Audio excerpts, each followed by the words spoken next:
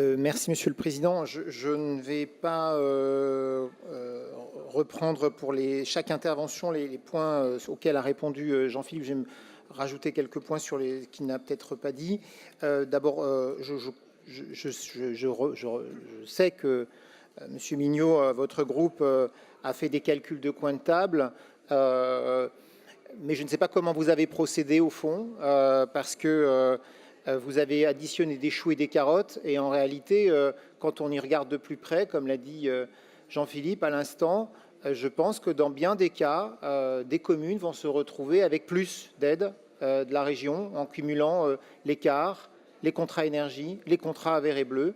Encore une fois, mes calculs, même sur les exemples que vous avez donnés en commission, j'arrive pas au même résultat. J'arrive à au moins la même chose, voire plus. Donc, je pense que le calcul est d'ailleurs, à mon avis, assez impossible à faire. Je ne sais pas comment vous avez procédé.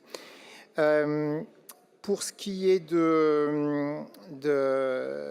des éléments qui ont été portés, Monsieur Duménil, par votre groupe, d'abord, et puis aussi par le groupe socialiste, Monsieur Delacroix, sur la concertation.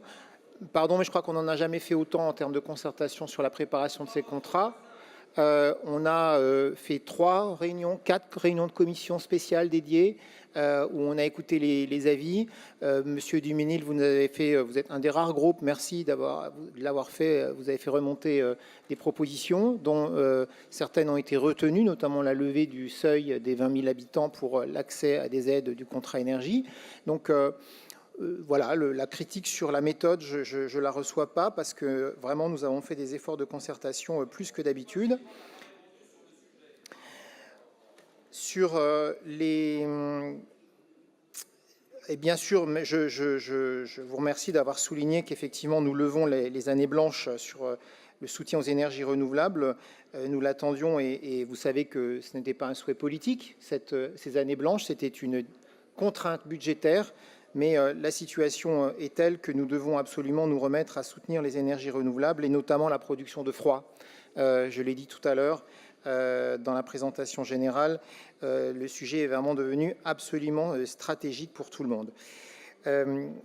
Quant à la limite des 1 million d'euros dont vous faites part, il faut une limite. Il faut une limite. Dans tous les dispositifs, nous mettons des limites budgétaires, sinon c'est le dérapage. Alors après, on peut avoir ou pas la même appréciation sur la capacité de gérer l'argent public, de maîtriser la dette. Il faut des limites. Donc nous avons mis une limite à 1 million d'euros. Est-elle suffisante? Est-elle trop importante? Nous avons fait un calcul avec les services qui était de regarder quel était le volume moyen budgétaire des aides que nous octroyions aux communes, à la fois sur les questions d'énergie et sur les questions autres, dans ce qui est dans mon champ contrat vert et bleu notamment. Nous arrivions effectivement à un volume financier moyen de 500 000 euros et de 1 million d'euros, et nous avons limité à cela pour être dans la maîtrise budgétaire. Mais ça, vous le savez, c'est peut-être une différence d'appréciation politique entre nous sur la maîtrise budgétaire que nous ne partageons pas.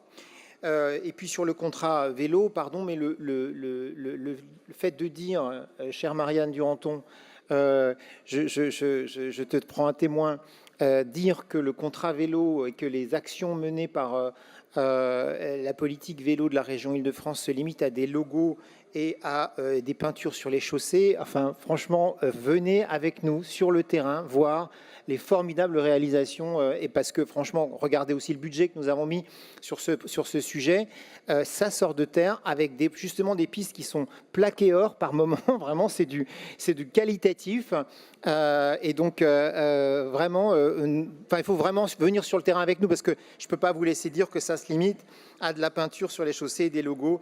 D'ailleurs, souvent les logos ne sont pas vraiment assez présents. Hein. Après qu'on a fait le travail, les logos, on aimerait qu'ils soient vraiment là, mais c'est vraiment pas du tout simplifié, ça ne simplifie pas à ça du tout.